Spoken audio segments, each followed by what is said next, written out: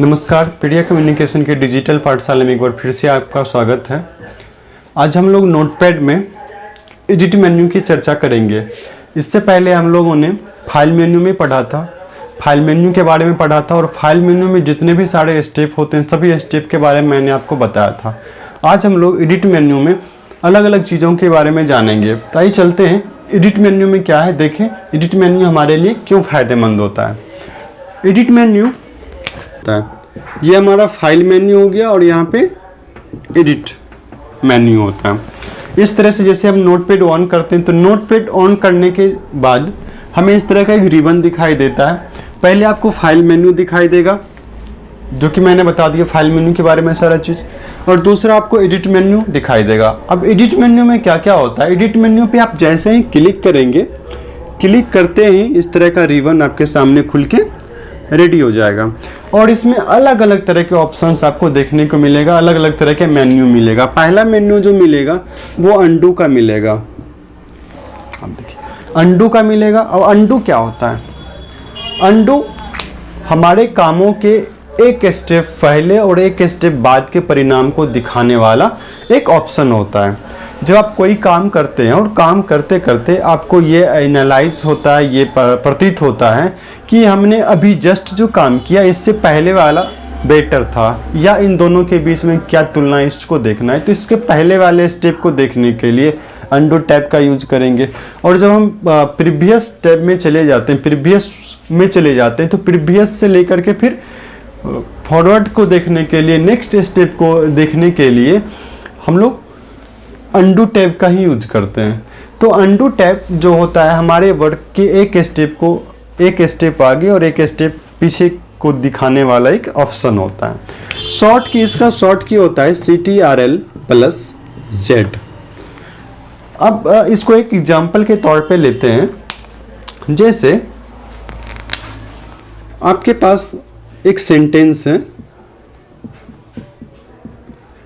Apple is a fruit.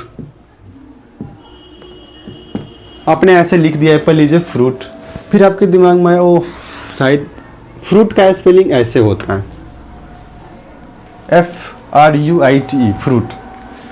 फिर आपने सोचा क्यों नहीं गूगल कर लेते हैं, कन्फ्यूजन है, पता ना ऐसे होता है कि मैंने जैसा लिखा वो सही है। तो फिर आपने क्या किया, गूगल किया। गूगल करने के बाद आपको पता चला नहीं, पहले जो इससे पहले जो मेरा लिखा हुआ था वो ही सही था। तो आप क्या करते हैं, बैक स्पेस की मदद से ई को हटा देंगे और फ्रूट हो जाएगा। तो हम बैक स्पेस का टैब का विदाउट यूज किए हुए बैक के चीज़ों में जाने के लिए क्या करेंगे, अंडू टैब का यूज करेंगे। तो फिर हम क्या करना है, हमको विदाउट टाइपिंग किए हुए, विदाउट बैक स्पेस को रखे हुए क्या करना है, हमें एडिट मेन्यू में जाना, अंडू पे क्लिक करेंगे। अंडू पे जैसे ही क्लिक करेंगे हमने सबसे लास्ट में जो ई टाइप किया था वो हट जाएगा, हमारा फ्रूट आ जाएगा। यदि फिर आपको ये बात एनालाइज होता है, पता चलता है कि नहीं मेरा इससे पहले मैंने जो बाद में सबसे बाद में जो लिखा था वही स्पेलिंग सही था, तो फिर से आप अंडू पे जाएंगे और फिर आपका आपने जो यहाँ पे रिप्लेस हुआ था वो ऑटोमेटिकली आ जाएगा। तो इस तरह से हमारे वर्क का एक स्टेप पीछे और एक स्टेप आगे की चीज़ों को दिखाने के लिए हम अंडू टैब का यूज करते हैं। इसको अंडू रीडू दोनों भाषा में कह सकते हैं। अंडू मतलब होता है बैक स्पेस और रीडू मतलब होता है नेक्स्ट स्टेप। तो बैक और नेक्स्ट दोनों स्टेपों को दिखाने के लिए अंडू या रीडू दोनों का शॉर्ट की सेम होता है, इसलिए हम लोग एक ही नाम से दोनों को समझ सकते हैं। तो ये हमारा पहला ये हो गया अंडू। अब अंडू जो हमारा होता है ये नोटपैड के अलावा और भी जगह काम करता है। जैसे आप किसी फाइल को डिलीट कर दिया, उसको रिप्लेस करना है, रिटर्न लाना है, तो CTRL+Z करते हैं, रिटर्न आ जाता है। Ctrl+Z करते हैं, वो रिटर्न आ जाता है, मतलब अंडू हो जाता है। दूसरा हमारा होगा कट, कॉपी और पेस्ट का। ये देखिए बहुत ही महत्वपूर्ण ये ऑप्शन है, हमारे लगभग हर जगह काम में आते हैं। कट क्या होता है, परमानेंटली एक जगह से किसी फाइल को या किसी फोल्डर को, किसी डाटा को काट करके समाप्त करके जब दूसरी जगह शिफ्ट कर देते हैं तो वो कहलाता है, वो कट की मदद से होता है। जैसे यहाँ पे दो बॉक्स हैं A और B, इसमें एप्पल रखा हुआ है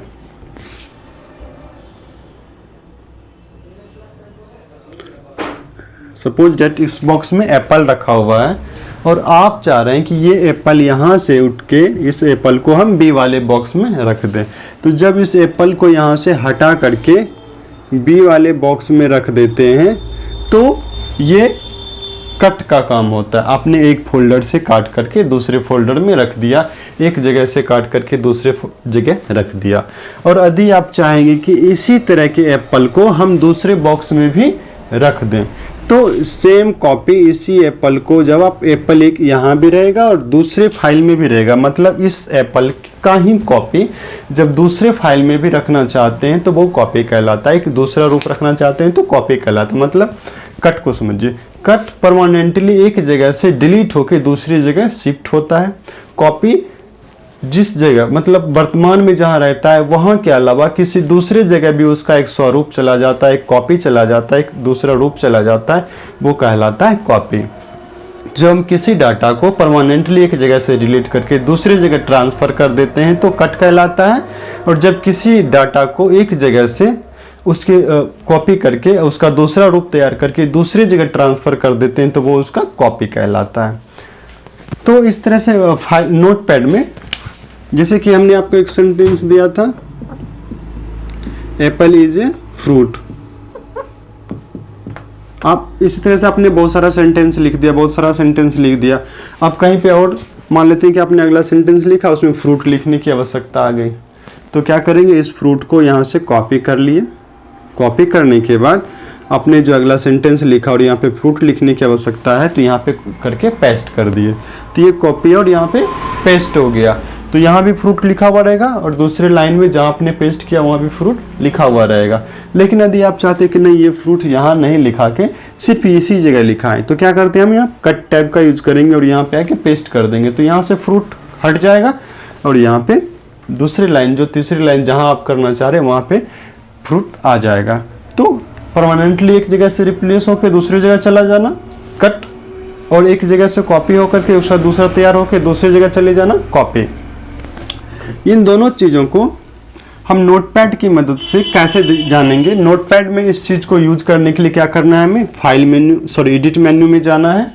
एडिट मेन्यू में जैसे ही जाएंगे यहाँ पे कट दिखाई देगा, कट पे क्लिक करेंगे। कट पे क्लिक करने के बाद उस फाइल को, उस फोल्डर को, उस डाटा को काट करके कहाँ कॉपी करना है वो उस एरिया को सिलेक्ट करना है, उस जगह को सिलेक्ट करना है या उस जगह पे चले जाना है। उस जगह पे जाने के बाद पेस्ट पर क्लिक करेंगे। फिर पेस्ट पे कैसे, फिर फाइल मेन्यू में एडिट मेन्यू में जाएंगे और पेस्ट पे क्लिक कर देंगे तो ये डाटा वहाँ से कॉपी होके कट होकर के दूसरी जगह पेस्ट हो जाएगा। शॉर्ट की बात करें तो कट का शॉर्ट की होता है CTRL+X। अब इसको कैसे एप्लीकेबल करेंगे, ये अप्लाई कैसे होगा, तो इसको अप्लाई करने के लिए सबसे पहले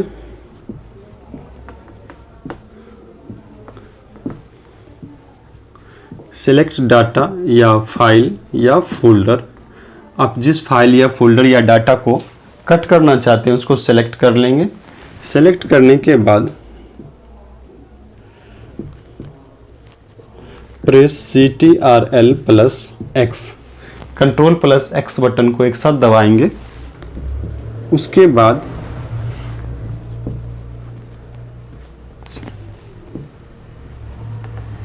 चूज लोकेशन चूज करेंगे जहां इसको रिप्लेस करना है।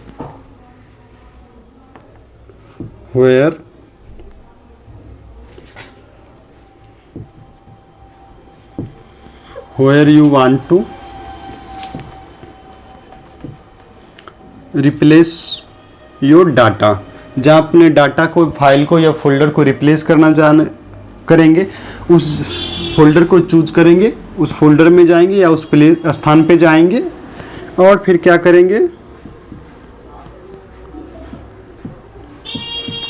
प्रेस CTRL+V बटन को दबाएंगे। कीबोर्ड पे CTRL+V बटन को एक साथ दबाएंगे। डाटा हमारा यहाँ से रिप्लेस होके दूसरी जगह जहाँ हमने सेलेक्ट किया V किया वहाँ पे वो पेस्ट हो जाएगा। अगला चीज़ हमारा है कॉपी। कॉपी मतलब दूसरा स्वरूप, एक जगह से दूसरी जगह कॉपी करके सेम डाटा को रखना। तो कॉपी के लिए क्या करना है, हमें यदि नोटपैड में वर्क कर रहे हैं तो कॉपी के लिए कहाँ एडिट मेन्यू में गए, कॉपी पे क्लिक किए, जगह चूज किए जहाँ पे डाटा को कॉपी करके रखना है और पेस्ट पे क्लिक किए, कॉपी हो जाएगा। और दूसरा चीज़ हमारा कॉपी करने के लिए क्या करना है, हमें कहाँ जाना है, फाइल सेलेक्ट कर लेंगे सबसे पहले डाटा को या फाइल को या फोल्डर को जिसको कॉपी करना है। उसके बाद क्या करना है, CTRL+C, कंट्रोल+C प्रेस करेंगे। प्रेस करने के बाद उस फाइल या फोल्डर में जाना है जहां हम उस डाटा को कॉपी करना चाहते हैं। उस फाइल या फोल्डर को सिलेक्ट कर लेंगे या ओपन कर लेंगे और उसके बाद प्रेस करेंगे कंट्रोल+V जैसे ही प्रेस करेंगे ये हमारा कॉपी हो जाएगा, है ना। तो कट और कॉपी हो गया। और पेस्ट क्या है, इन दोनों चीज़ों को अप्लाई करने का एक तरीका, इन दोनों चीज़ों के दोनों कमांड को पूर्ण रूपेण समाप्त करने का तरीका हमारा क्या है, पेस्ट। पेस्ट मतलब स्थापित करना, कट करके स्थापित करना या कॉपी करके स्थापित करना। तो जब कभी भी हम कट या कॉपी का यूज करेंगे तो पेस्ट का यूज करने के बाद ही इनकी प्रक्रिया पूरी हो पाती है। तो ये हमारा हो गया कट, कॉपी और पेस्ट। अगला ऑप्शन आपको दिखाएगा डिलीट।